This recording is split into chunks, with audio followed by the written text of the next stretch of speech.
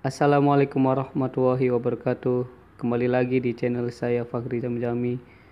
Kali ini saya akan menceritakan sejarah, adat, dan budaya yang ada di tatar tanah Sunda dan di tatar tanah Jawa.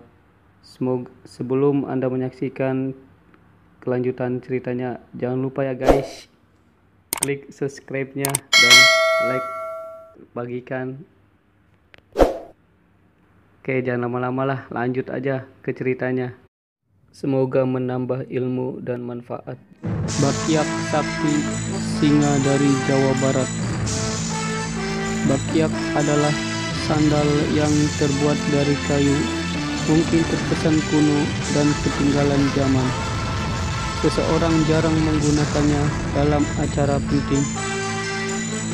Bakyak lebih banyak dipakai untuk alas kaki di kamar mandi atau untuk digunakan buat santai di sekitar rumah. Namun berbeda dengan Kiai Haji Abbas Abdul Jamil, beliau malah menggunakan bakyak dalam peristiwa-peristiwa penting. Sebut saja ketika berlangsungnya Perang 10 November 1945.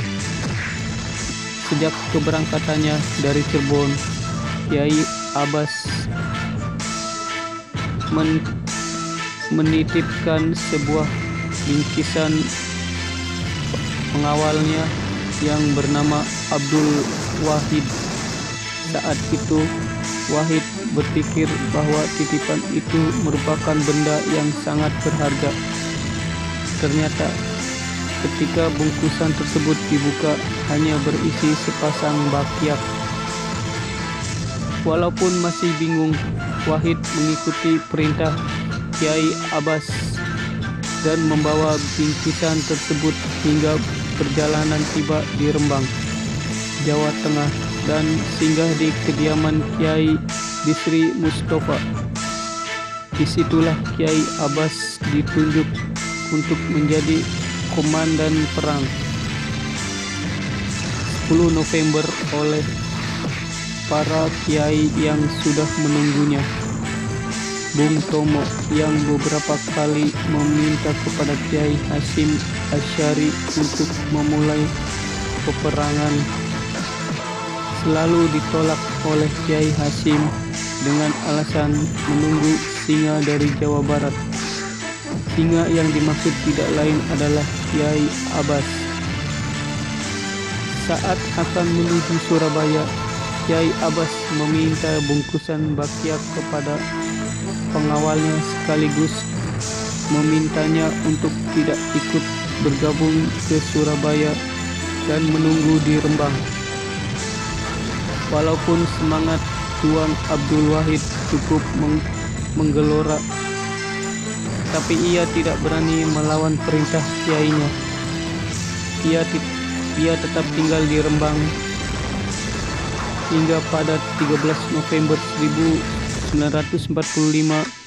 rombongan santri yang ikut berperang di Surabaya tiba di Rembang. Bercerita tentang kesaktian Kiai Abbas. Menurut para santri, Kiai Abbas berperang dengan menggunakan bakyak.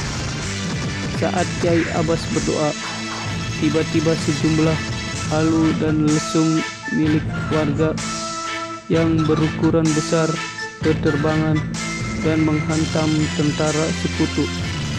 Pesawat yang terbang pun dilumpuhkan hanya dengan lemparan tasbih.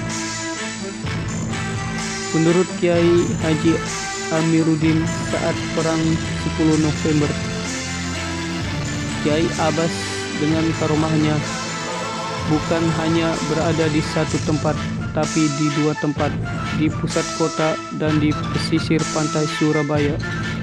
Di pesisir pantai itulah Kiai Abbas menghancurkan puluhan pesawat milik sekutu dengan hanya mengibaskan sorbannya ke arah langit. Bakyak digunakan juga oleh Kiai Abbas saat bertanding silat. Menurut Kiai Haji Amiruddin Abikari, buntet itu memiliki aliran sendiri dengan nama pencak silat buntet. Ia menuturkan tentang sosok Mang Kisom, pendekar silat asal Buntet yang juga pernah menjadi gurunya. Dari Mang Kisom inilah diperoleh kisah kehebatan pencak silat Buntet dan Baktiak Kyai Abbas. Menurut Mang Kisom, Kyai Abbas selalu menjajal kemampuan murid-muridnya terkait kemampuan silat. Kyai Abbas sering meminta murid-muridnya untuk mengeroyoknya untuk menjajal kemampuan silat yang sudah dikuasai. Sebelumnya memulai, Kyai Abbas selalu mengganti sandalnya dengan Baktiak terlebih dahulu. Jadi sebelum bertarung, Kyai Abbas meminta diambilkan Baktiak miliknya, ujar Mang Kisom, seperti yang diceritakan oleh Kyai Haji Amiruddin Abdulkari. Walaupun dikeroyok oleh 5 orang, mereka tersungkur tanpa ada yang bisa menempelkan tangan atau kakinya ke badan Kyai Abbas.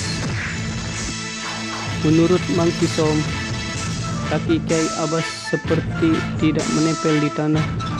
Gerakannya sangat cepat dan pukulannya juga mematikan. Kalau bertarung dengan Kyai Abbas, tidak ada yang pernah berhasil menyentuh badannya, kata Mang Kisom. Cerita lain, Kyai Abbas pernah menerima tamu seorang preman antek Belanda yang mengancamnya dengan sebuah belati. Saat ditodong, posisi tangan kanan Kyai Abbas sedang memegang Al-Quran dan tangan kirinya dijepit oleh preman tersebut. Sementara ujung belati yang tajam menempel tepat di leher Kyai Abbas. Melihat kiainya sedang dalam kondisi bahaya, para santri dan masyarakat Buntet langsung mengelilingi Kyai Abbas. Namun beliau meminta semuanya untuk menyingkir. Kyai Abbas tidak memperlihatkan keraguan sedikitpun saat menjadi tawanan preman itu. Dengan gerakan sangat cepat, hanya dengan sebuah gerakan, dengan Al-Quran masih dipegang oleh tangan kanannya, Kyai Abbas bisa menjatuhkan preman tersebut. Saat santri dan masyarakat hendak menghakimi preman itu, Kyai Abbas melarangnya. Jangan dipukuli, dia orang gila, ujar Kyai Abbas saat itu. Merasa nyawanya diselamatkan nyawanya dan takjub dengan sikap Kyai Abbas yang tidak memiliki rasa dendam, preman tersebut akhirnya menjadi salah satu murid dan pengawalnya yang setia. Wallahu a'lam bishawab.